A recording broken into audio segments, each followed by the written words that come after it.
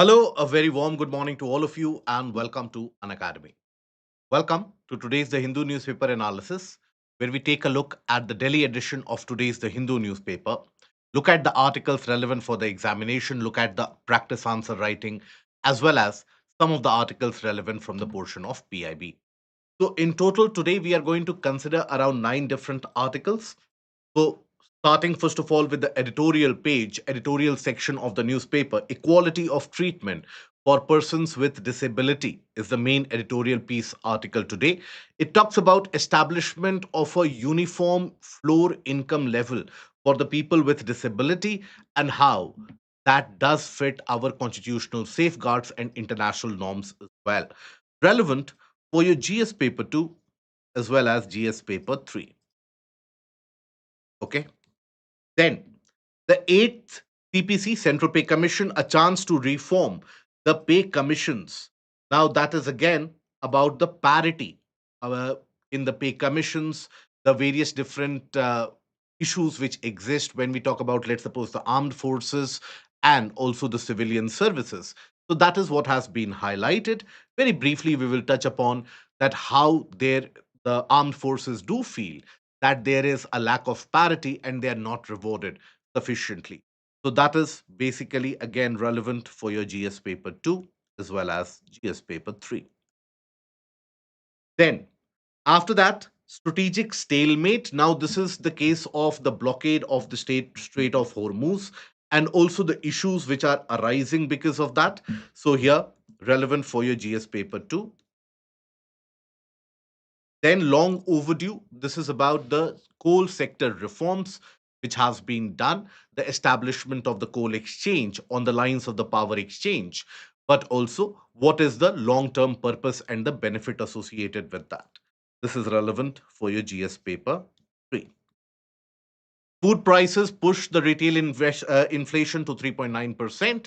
So we will take, and this has also been published in the PIB.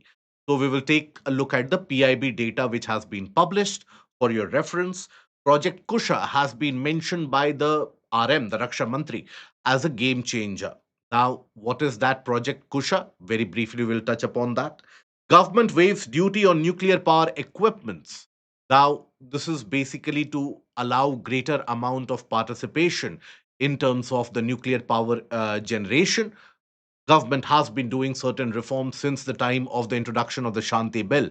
So, in order to allow and encourage more smaller players to participate in nuclear power generation.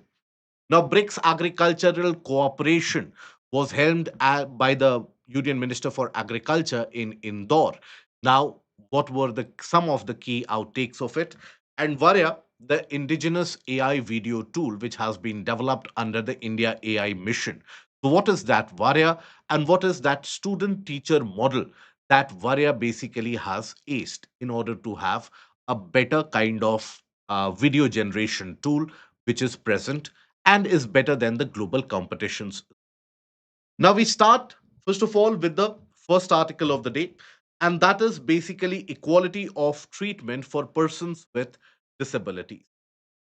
Now, when we talk about persons with disabilities, now those are the individuals with any form of disability. Now, that can range from the physical to the mental aspect, but disabilities oftentimes are seen by the society as an instrument for isolation. People with disabilities, and don't think about the article in this case. Don't think about what you read in the books. Just look at your own social surrounding. You would have found that people with disabilities, they have a very tough time, not only in finding appropriate jobs, but also in order to maintain their level of dignity. And that is where the society has been unusually harsh on them. So the article basically argues that look, if you end up supporting people with disability, you will end up rewarding them. You will end up supporting the system and it will benefit you economically as well.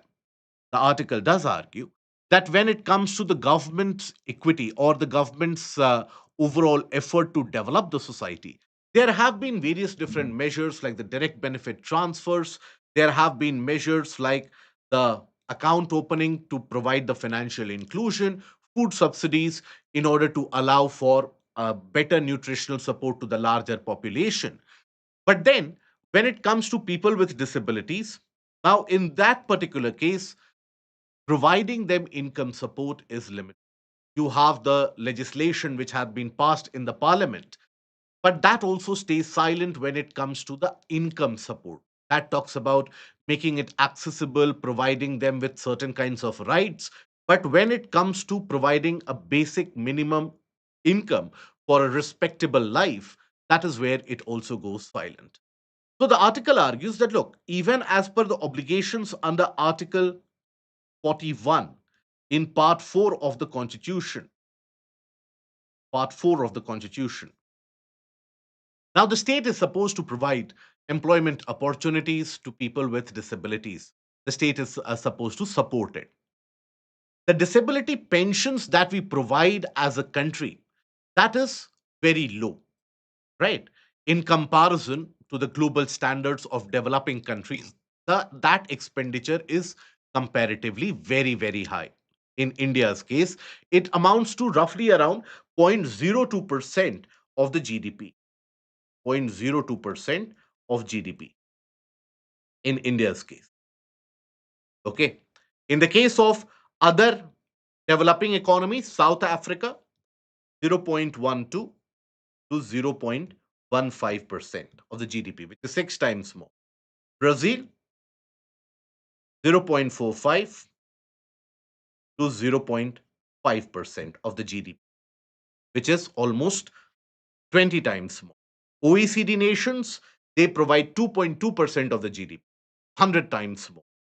Then when we talk about Australia, 0.35 to 0.4% of the GDP. So all the other countries, they provide a greater pensional support to the people with disabilities. In our case, that allocation is excessively low. So the article argues of establishing a kind of a minimum floor pension rate for the people with disabilities, and also setting up of a unified pension services for the people with disabilities, so that the duplication which happens in terms of the bureaucratic hurdles at the state, etc., that is something which is removed. So, that is the broader overview of the entire article. Now, let's summarize those opinions. So, India spends only around 0.02% of the GDP on disability welfare, and this is substantially lower as compared to the other global standards that we have mentioned, right? South Africa, Brazil, OECD, and when in terms of Australia. Now, the present condition is what?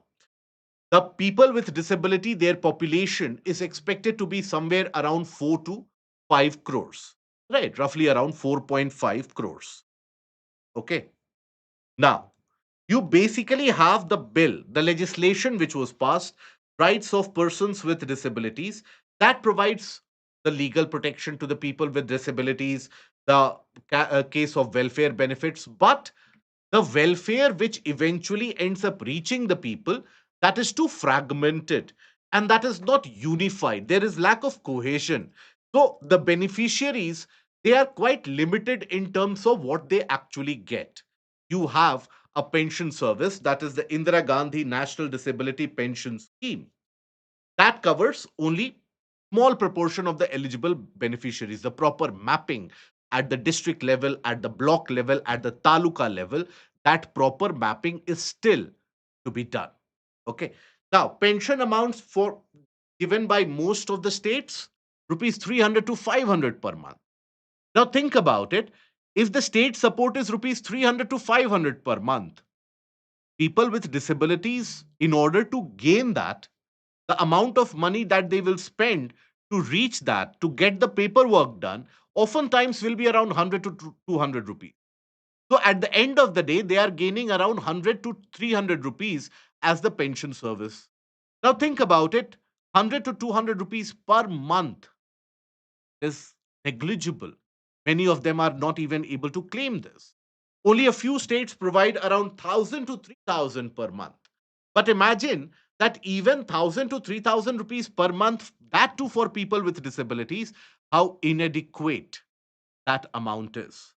And here, the question is the or the entire question is about a life of dignity, a life whereby you are not forced to beg, borrow, and steal. So, a life with dignity cannot be spent in today's day and age with rupees 1,000 or even rupees 3,000 a month. So, that is why there is this concept of minimum universal disability pension floor rate, a uniform standardized rate across the country, right? That basically let's provide them with a uniform income, and that can be decided by the central level. After that, the state's plans can be a kind of a top up, right? So, central allocation should be there, a kind of a central allocation. And above that, whatever the states, their capacity is, whatever their policy allows them, right? So that is what it argues. And it has got the economic maths behind it, the calculus behind it. So basically, it argues that even if, let's suppose, you decide that the minimum floor price, the minimum floor pension value is 8,000 per month, even for 40 lakh beneficiaries, right? Annual cost approximately 38,000 crore, which is still only around 0.08% of your GDP, which is still lower than what South Africa gives, still lower than what Brazil gives. Forget it that OECD countries, they are developed, so let's not compare with them. Fair enough. But eventually, somewhere or the other, we have to keep that in line as well. We have to keep that as the goal as well, right? If the beneficiaries increase to 65 lakh, let's suppose, they will cost around 78,000 crore if you provide 10,000. Even a pension of 15,000 per month in that case would keep expenditure below 0.2% of the GDP. So that is not very high a level of expenditure. But the socio-economic benefits out of it will be humongous. There will be an economic multiplier associated. What is the economic multiplier? Economic multiplier is basically when you provide some amount of money or inject some amount of money in the system, what is the overall output it generates? So, if an economic multiplier is of a factor 1, so that means if I put in rupees 100, it will give me an output of rupees 100. If an economic multiplier is of the factor 1.5, that means if I have injected rupees 100 into the system, it will give me a returns worth rupees 150 in terms of generation of job, creation of demand, and so on.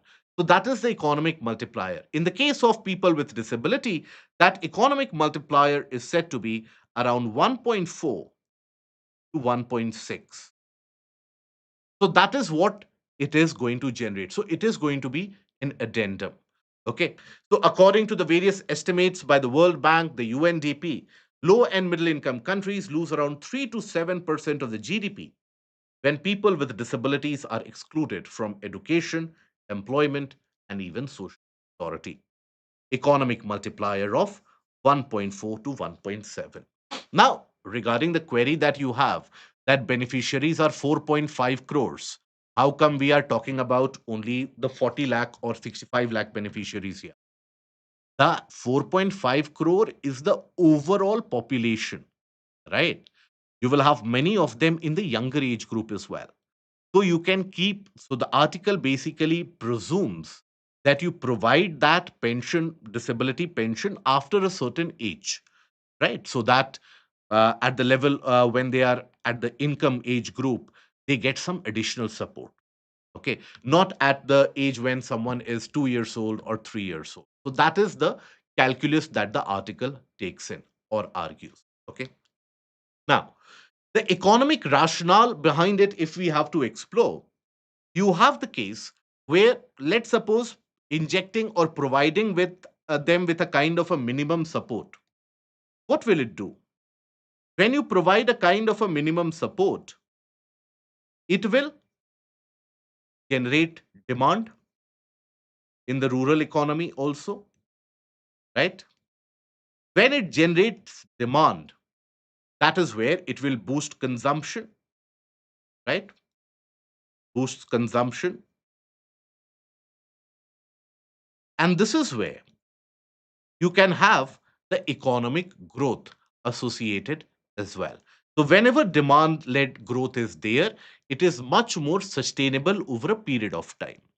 Whereas supply led growth, which is there, it is oftentimes dependent on many external factors. But demand led growth can always be quite sustainable. It can fuel the consumption based economy that we have. So, this is where it can lead to growth, economic production. It will also provide a better access to healthcare, education, and that is where the future generations of people with disabilities, they actually stand a chance for a better exposure, for a better equitable future as well. So socio-economic access will be much better.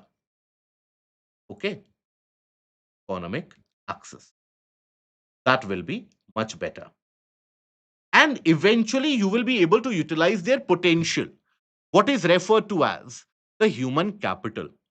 Demand you will generate on what? For example, let's suppose people with disabilities right now, if they are getting 1,000 rupees, instead of that, you provide them 15,000 rupees. They will buy more consumer items.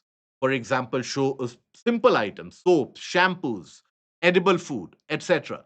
So that consumption will increase. So the demand for these items will increase. The FMCG sector, the fast moving consumer goods sector, will start doing good. When the fast moving consumer goods sector starts doing good, they will need to hire more people, right? So there the job generation does happen. Once the, let's suppose a Hindustan Unilever or a Procter and Gamble, they hire more people, they will also generate their own set of demands, they will get salaries.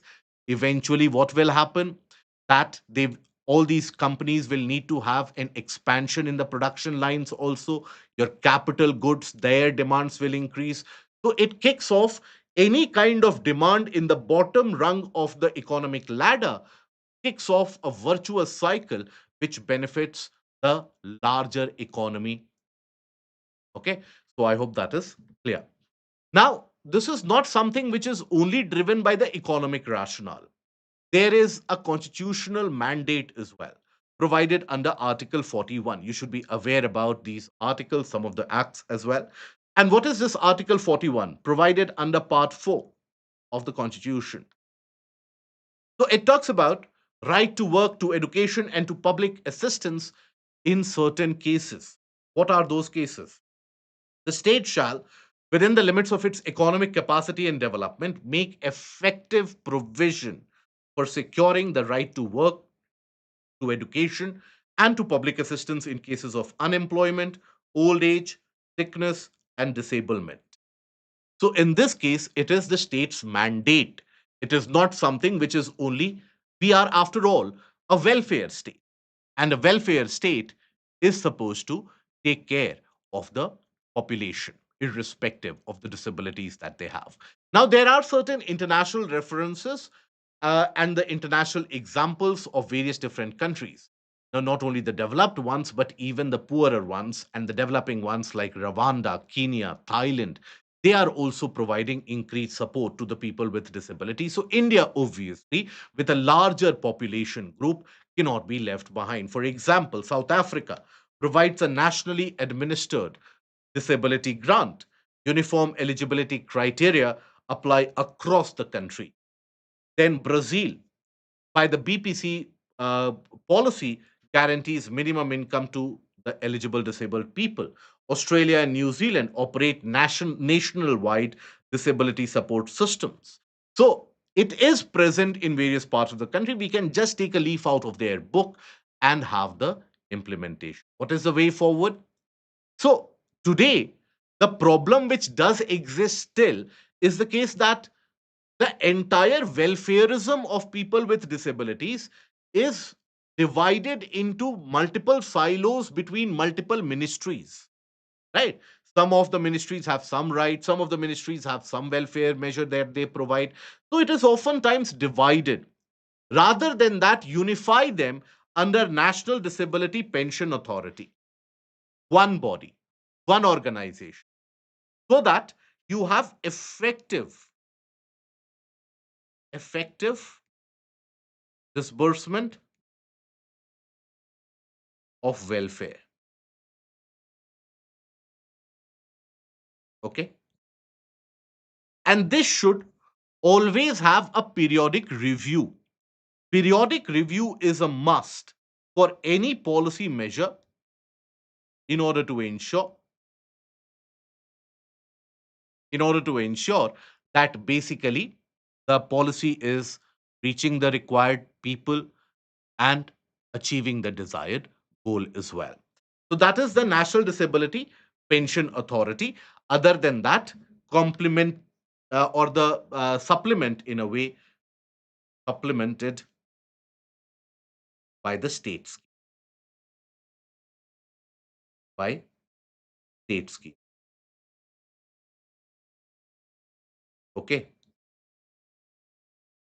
we have to ensure that as a society we become enablers, and that is when people with disability can also reach greater heights, rather than ensuring, or rather than as a society being discouraging and isolationist towards the people with disabilities.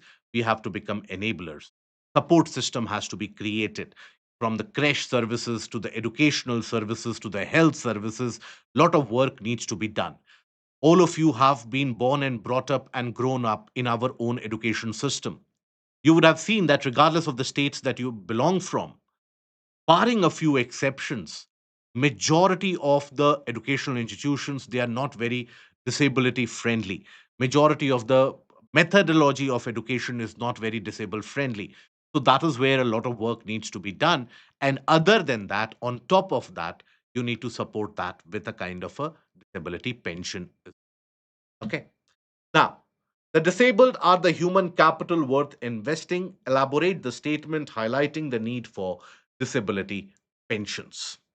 Now, in this kind of a generic question, how do you introduce? So, because this question, you cannot talk about who are the people with disability, you cannot have that kind of a definition, right? You cannot directly start with what is the disability pension. So, in these kind of questions, always advisable that intro should be what? Database, right? Data based and reflecting the present condition, present scenario. India is a country with a population of close to around 4 to 5 crores of people with disabilities.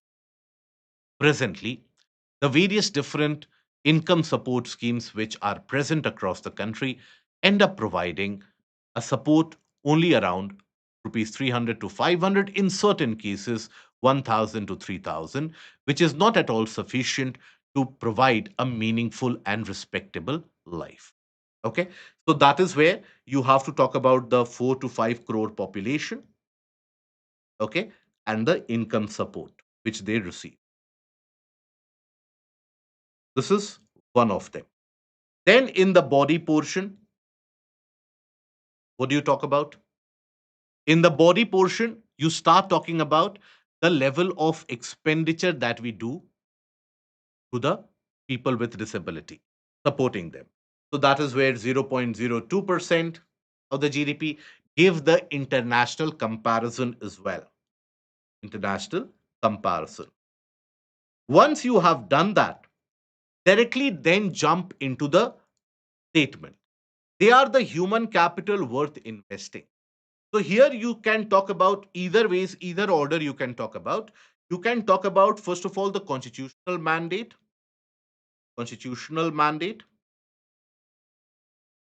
and that is basically under Article 41,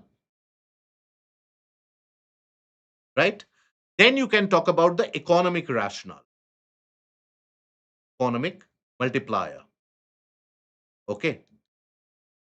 Then talk about the social aspect, the socio-economic access part that we have talked about, the case of the demand-led growth that we have talked about, rural economy boost you can talk about.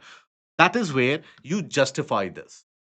Once you have done the economic rationale, then you come to the socio-economic only in isolation, where If they have some income support, the confidence they will have more dignity, they can pursue more economic activities, they can allow for the future generations to also be supported, and that will lead to a greater utilization of the human capital. As per the World Bank and the UNDP estimates, the countries lose around 3 to 7% of their GDP. Those data pointers also highlight. Okay. Then eventually, in the conclusion, what do you write? You give a holistic view, right? Or a kind of a summarization. That is, India, the most populous country of the world, is not going to progress just by utilizing the abled, but utilizing each and every human within the country. We are a welfare state, and a welfare state benefits and progresses just with the welfare of everyone, including the persons with disability.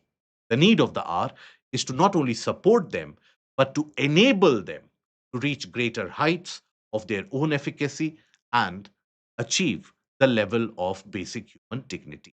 As we enter into the Viksit Bharat goal, you can include that. Okay. Yes, you can talk about how it can contribute to the demographic dividend as well. Okay.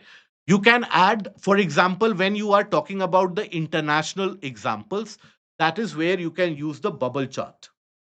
That this is the case of South Africa, this is the case of OECD, this is the case of Australia, like that. Okay. So this will increase the visibility as well. So always use that methods of presentation.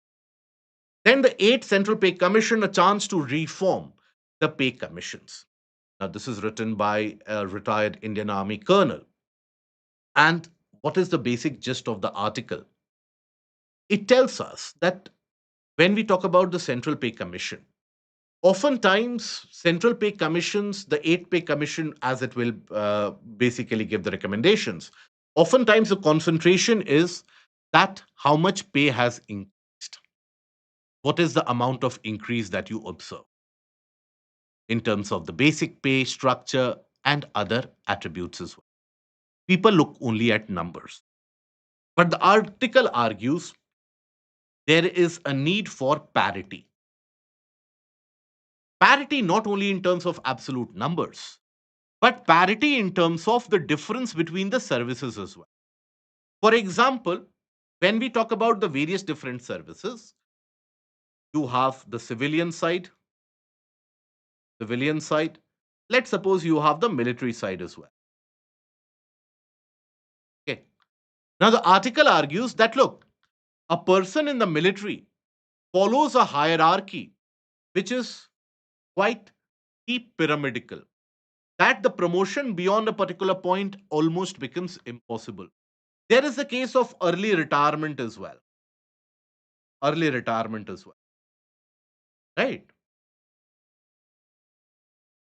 Whereas when we talk about the civilian cases, in this, the promotion, for example, someone becomes an IAS officer. Now, once you become an IAS officer, it is not necessary that you will be restricted only to the Ministry of Agriculture, right? In your state cadre, you can rise to the level of the chief secretary as well. But at the central level, your promotion, if let's suppose in your ministry it is not happening, you can then shift to a different ministry, obviously based upon the government's recommendation. But you can always keep on getting promoted. And you have a late retirement in that case, isn't it? So that is why the article argues that there has to be a kind of a respect for what the hardships that people go through in order to reach that level and accordingly be paid. Okay. So how do you do that? That also recommendation we will talk about. And I will show you here that even though the article doesn't talk about it, but when we talk about the armed forces, beyond the level of colonel in the case of the army, group captain in the case of the navy, after that, the promotion becomes very rare, very rare, right? And you need to have exceptional services in that case to get promoted. So that is where the promotional ladder stops. So you need to have a support to them. right? So India prepares for the eighth Central Pay Commission.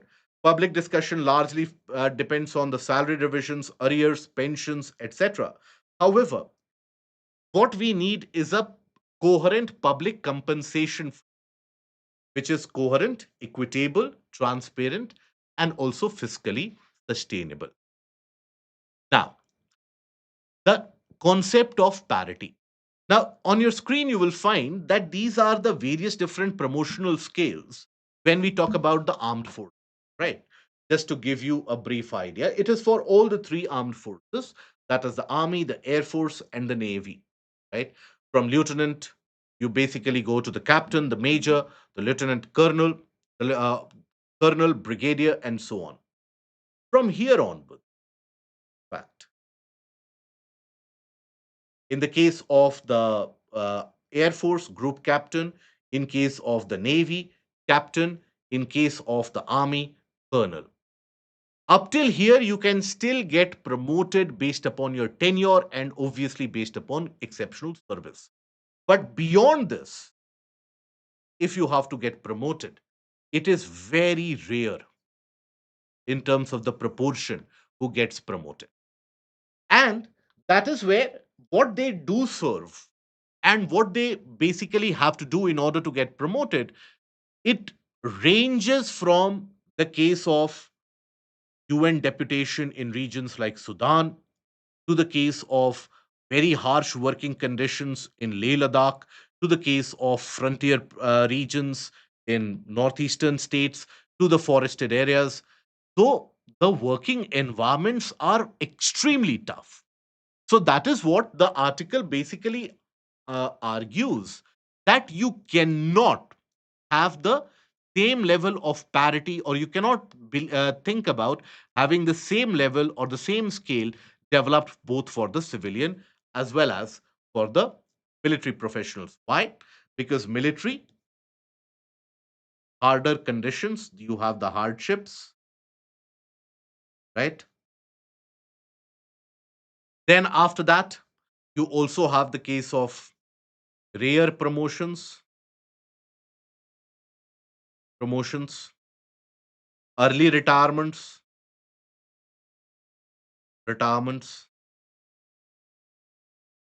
okay? Lack of cross-functional utilization means a person of the army cannot go ahead and get deployed and find a promotional rank in the navy or armed force, right? So lack of cross-functional deployment, functional deployment. Now, as compared to that, when you consider the civilian, here, broader utilization, easier working conditions, and also the mobility factor is much higher. Still, in many of the cases, this is the portion which gets rewarded more. Okay. So that is where it argues that when we talk about even the division within the civilian architecture, you have the case of the executive, the legislative, and the judiciary. There also the pathway is going to be very different. The hardships are very different, right? The training is very different. So even there, you cannot have the same size fits all policy. And this central pay commissions, which get set up once every decade, it should not be the case. There should be a regularized monitoring system. A decade is too long a time.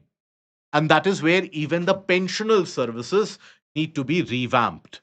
For example, presently, when we talk about in armed forces, you have the reform of the one rank, one pension, which has been implemented after a long time.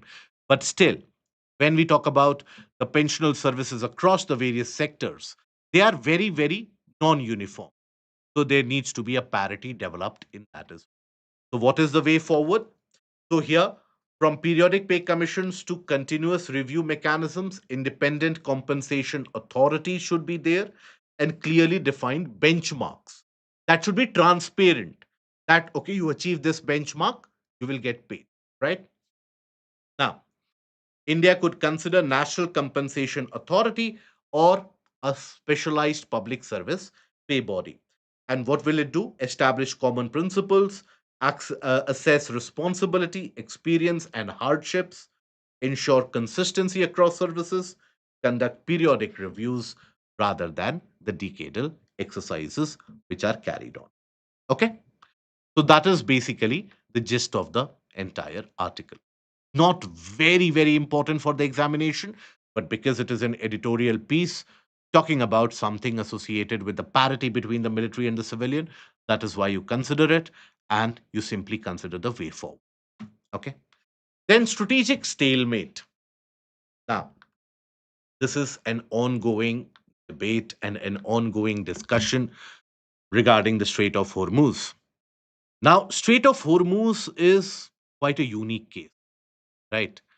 Now, obviously, this is going to define how other straits across the world are governed, and it will set a precedent which will be very, very difficult to upend or revert. Now, Strait of Hormuz, when Iran has been attacked, Iran had a well thought out plan and it had been working on it for years now.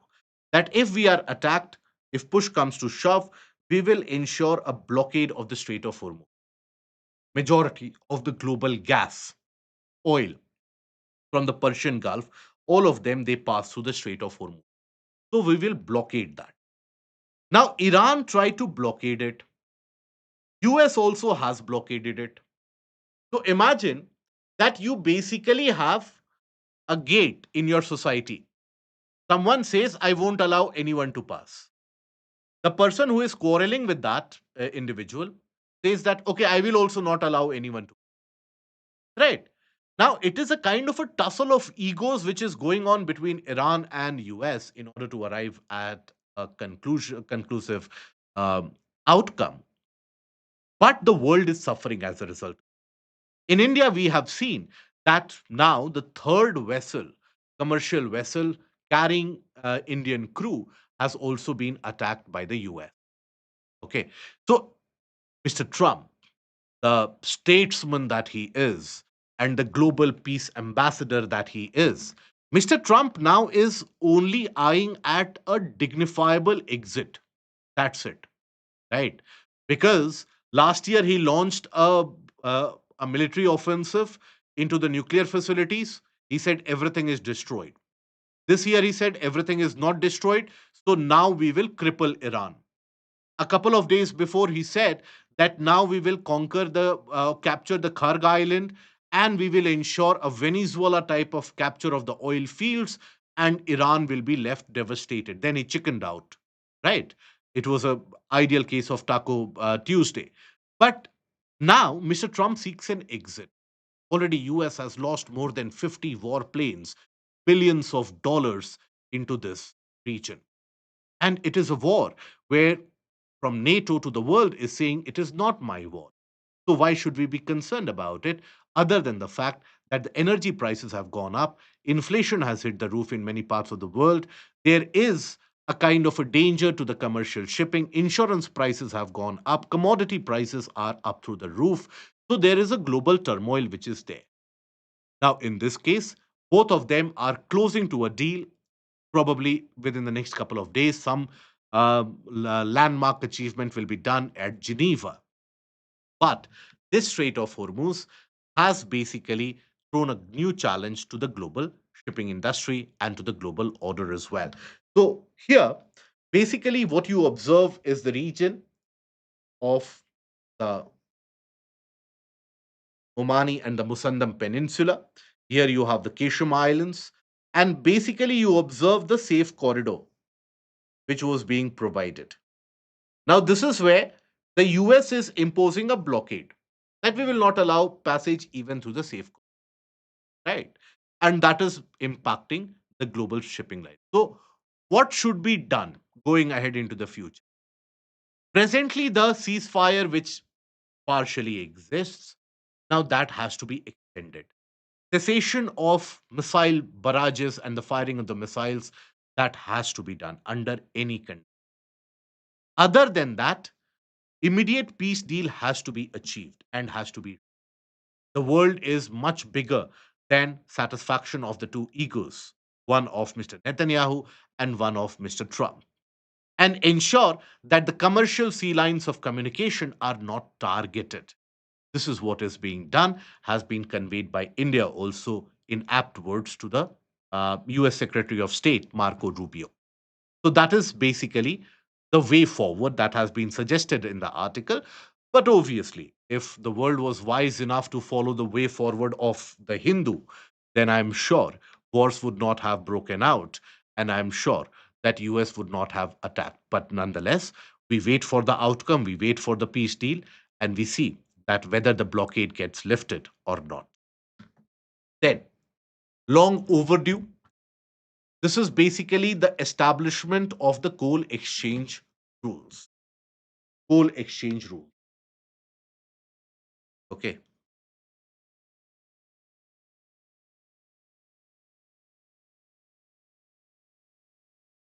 2020.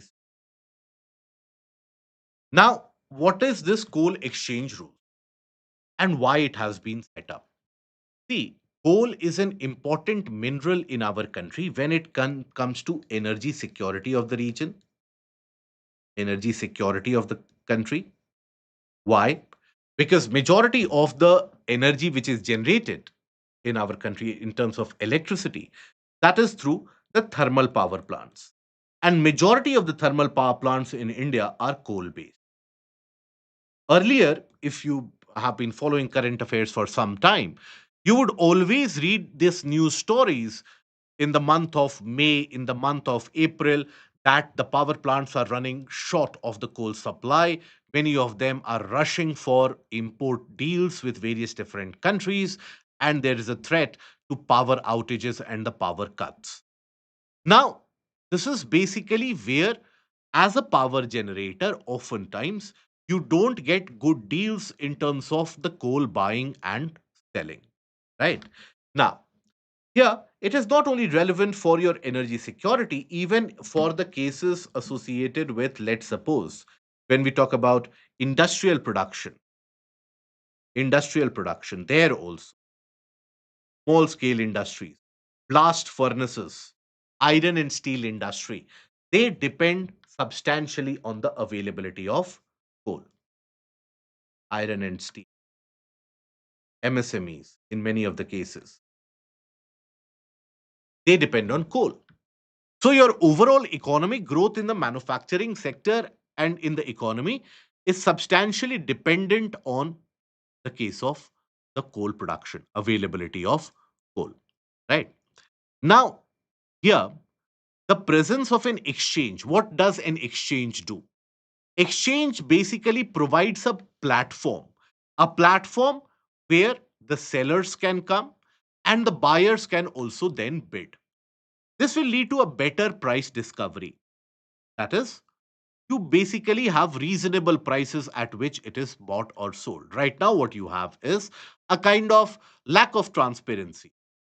Person A buys at, let's suppose, rupees 300, person B strikes a deal at 250. So, person A later on realizes that he bought it at a loss. So, there are a lot of various different hidden factors. With the establishment of an exchange, regular supply can be ensured. The suppliers, they will see that there is a consistent demand of this type of a coal, so they will flood the market with that kind of a coal. So you need a better exchange regulation. Okay, just like the case of the power exchanges that we had, the establishment of the power exchange, which was done, substantially reformed the electricity price availability across the country. The Ministry of Coal has notified the Coal Exchange Rules 2026, creating the legal framework for establishing the coal exchanges, right? And that follows the Mines and Minerals Amendment Act 2025, and that had introduced the concept of mineral exchanges, right? So we had established the mineral exchanges as per this act. Now we have come up with the case of the coal exchange. So that is where the overall sector will benefit. The purpose: shift coal trading towards transparent, competitive, and market driven system with improved price discovery and better efficiency. And they will function as electronic trading platform, enabling the buyers and the sellers to trade coal at the standardized contracts. And it replaces one to many sales model with a many to many marketplace. which will improve the competition, thereby forcing efficiency. Okay, what we have already talked about. Now, what is going to be the design of it? The Coal Controller Organization is the regulator responsible for registering coal exchanges, supervising their operation. Now, this role has been created in December 2025 itself. Okay, December 2025 is itself. So, that coal controller organization will ensure compliance and transparency. Eligible entities will be authorized to establish and operate coal exchanges, formulate market rules, and facilitate trading. And the registrations will remain valid for 25 years. This is the portion I want you to repeat, make a note of for multiple statement questions which can be asked in the prelims examination. The statement or the question can be, as per the Coal Exchange Rules 2026, the role of the Coal Controller Organization, right?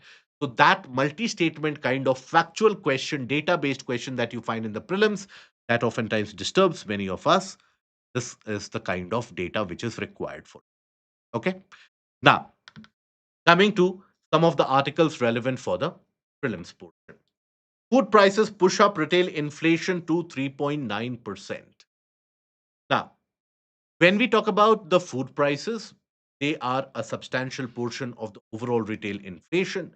Now, when we say the consumer price index, uh, that has basically shot up by 3.9%. This is something which has been represented in the PIB as well. So, we will take a look at the PIB data. After all, nowadays, the fascination with PIB is sky high. So let's take a look at the PIB data. So here, when we take a look at the data, retail price inflation. So when we talk about the inflation percentage, so here you have the case of the rural inflation at 4.25% and urban inflation at 3.5%. Right? Base year 2024, and that is something you have to keep in mind. Okay. So rural inflation is much more. Then overall CPI based inflation is lower as compared to the food inflation. Food inflation is much higher even for April and even for the month of May. Now, nationwide division, that national level division for inflation rate, food and beverages, you will find that the largest share of inflation is for personal care, social protection, and miscellaneous goods and services. Okay. And even for pan, tobacco, and intoxicants, the inflation level has been significant. Now, the PIB data has also mentioned some of the items where the inflation rate was minimal. That is peas, potatoes, motor car and jeep, human, motorcycle and scooter. Whereas for jewelry, gems and jewelry items, tomato, ginger, for these, the inflation rate has been highest. You cannot retain all of this. You should not retain all of this. Okay, please keep that in mind. And that is where you have to ensure that you go for selective reading of the data. You understand that what is CPI. Rural inflation oftentimes is higher than the urban inflation because of greater dominance of the food products in that basket of CPI for the rural. Now, the defense minister was inaugurating the uh, facility of DRDO. And there he made a statement that Project Kusha, the Indigenous Air Defense Shield, will be a game changer. So, here, what was that aspect? So, he was basically inaugurating the Advanced Weapon System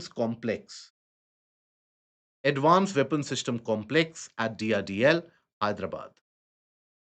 Now, what is this Advanced Weapon Systems Complex? The purpose of this is to test unique mechanisms like the radar systems, the stealth tech, the case of electronic warfare suite, their efficacy. So that is basically the case of these advanced weapon system complex that will be done. As India basically pushes on to the AMCA project, our own fifth generation flight.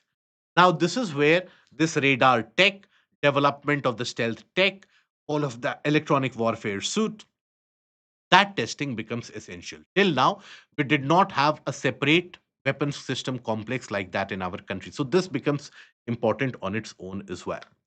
Now, this is where the Raksha Mantri has basically talked about Project Kusha. What is Project Kusha? Project Kusha is basically going to involve the various different types of missile systems. And this is going to be like the ballistic or a kind of a shield, right? So here it will have three basic missile systems as per the feasibility study submitted by the DRDO. Now, it is going to have the M1 system with a lower range of around 100 to 150 kilometers of interception radius. M2 with a range of around 250 kilometers defense radius. M3 with 400 plus kilometer defense radius. So that is what the DRDO is developing. It is expected to come to take around 4 to 5 years for the complete deployment and development as well, unless and until it is accelerated, which in case of DRDO is not always the case. So that is where it is still around 5 to 6 years down the line. But that is what Project Kusha is. It is a kind of a defensive shield which will act in the era of non contact warfare, where you have the precision strikes, the missile strikes that dominates the warfare. You need this kind of an indigenous protection shield. And mind you, in the past couple of days, in a very subdued manner, something which has not dominated the headlines also, DRDO has carried out the successful test of the ballistic missile defense system of India. And a couple of those missiles have indicated a defense radius of 2000 to 5000 kilometers. That is, if let's suppose a ballistic missile is launched from the region of Ladakh, a missile from India can go and strike that. So that is where our ballistic missile development and protection program is also on the rise. So these are some of the other defense updates which are also happening. Government waives duty on nuclear power equipment. Now, the government is increasingly looking to have greater number of participants when it comes to energy sector and energy generation, including the nuclear energy. It is basically for this purpose that you had the Shanti Bill.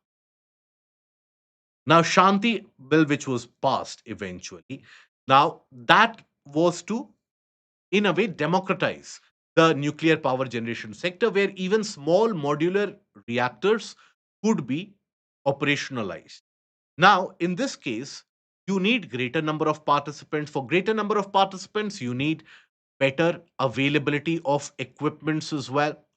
Now, when you need or when you have better equipments, where do you get those equipment? Right now, our production system, our industrial ecosystem is not sufficient enough to continuously supply equipments for the power generation in the nuclear sector. And that is where we need the import of certain equipment. And for that, a customs duty would make it till now debilitating for participants in the sector. That has been removed. That has been waived. Now, why it is important? Right now, the Prime Minister is on a visit to France. Now, India and France are supposed to have conversations and deliberations on multiple aspects. Rafale jets being one of those, something that we had discussed yesterday. The other certain pressing cases in defense only is the expansion of the Calvary class submarine fleet. That is the Scorpion submarine fleet that we have. So India operates various different types of submarines. You have the Kilo class, the Russian class. You also have the Sindhu Ghosh class. You have the Calvary class. Calvary class is the Scorpion submarines that we have developed with the help of France. Now we have produced six of them. We need more of them. So there is expected to be a deal of three more uh, Scorpion class submarines, because we already have a production line which is established in the Mazagaon Docks Limited. There is also going to be a discussion regarding the nuclear attack submarines. we don't have any platform for nuclear attack submarine. Not the SSBNs. You have two types of nuclear submarines. One is SSBN, that is the Arihant class of submarines that India has developed. Arihant, Aridaman, Arighat. Then there is SSNs. We, we don't have SSNs. In a simple logical aspect, SSNs are like your fighter jets, SSBNs are like your large bomber jets. So we have those kind of bomber jets, but we don't have those fighter jets in the. So that is again going to be one of the discussions. One of the other discussions on the civilian side is going to be the nuclear energy cooperation. That is where the French agencies are doing particularly well. Now, the French participation will be ensured if they have the reliable supply of the equipments from their home country. So, this waiving of the custom duty is seen by the industry experts as facilitating the Indo French deal regarding the nuclear cooperation, nuclear energy cooperation. As you will follow the news headlines for the next couple of days, you will also come across this particular aspect. Now, a couple of articles relevant from the PIB. So, BRICS agricultural cooperation. Now, you have the various BRICS ministerial meet. There was a conclusion for the BRICS urbanization meet that we had yesterday. That was about sustainable and resilient urban development. Now you had basically the agricultural cooperation meet which happened in Indore. The meeting was held by the Union Agriculture Minister. The purpose of the meet was talking about the case of the food security, highlighting India's achievement in the same region. Now, the minister basically said that when it comes to our food production, especially let's suppose the wheat production, etc., now there the production has increased to around 118 million metric tons. We are one of the larger suppliers. We are the largest suppliers of rice in the world. We are the second largest suppliers of wheat in the world. When it comes to horticultural products, yesterday also we had seen that we have produced close to around 378 million metric tons. So Indian agricultural sector is growing, is what the minister highlighted, based upon the growth and the public support schemes provided by the government. And that includes the Kisan Samman Nidhi, the case of the Saur Sujal, and all those, the Kusum Yojana, and so. Okay. Now, India AI mission launches Indigenous Varya, a video story generating AI model. Now, what it does, affordable, right? At an affordable price, quality video editing. So, what it takes is it creates or it carries out video generation, and that video generation time is cut short. It is very fast. The general AI tools, if they cover 50 steps, this does it in 4 steps, making it 10 times more efficient as compared to the other models. So, India AI mission by the Ministry of Electronics and IT. So, it has basically been designed to understand India's diversity, India's own cultural landscape, from where it gains the public information. Now it is done by an organization named Avatar. Okay. Now it has built the AI capabilities. Now developed from the India AI mission, Varya, what it does, it uses a distillation technique that reduces the video generation from 50 steps to 4 steps. It can generate video at 0.48 rupees per second, which is 10 times more cost effective. Okay. Now, what it does is that basically the teacher student model. Okay. Now, the video generation is the student. The video which you are generating is the student. The main source is the teacher. So, the distillation technique in this case is that, for example, I have to generate a video from a given text. Now, the general aspects they move to and fro multiple times. They iterate the same data multiple times in order to generate a video. This distillation video technique, it cuts short that repetitive cycle and ensures that the video generation is done the shortest possible time window. So that is the case of the distillation video generation. It teaches the student to skip most steps and delivers the same quality in just a few iterations, right? And that is how it eliminates the redundant computation uh, and generates a clean output. Okay, that brings us, distillation in this means reducing the steps. That brings us to the end of the discussion for the day. I hope the session was helpful. If you have liked the session, please don't forget to click on the like, share, and the subscribe button. Till we meet again, do take care of yourself. Goodbye. Thank you, and have a nice weekend.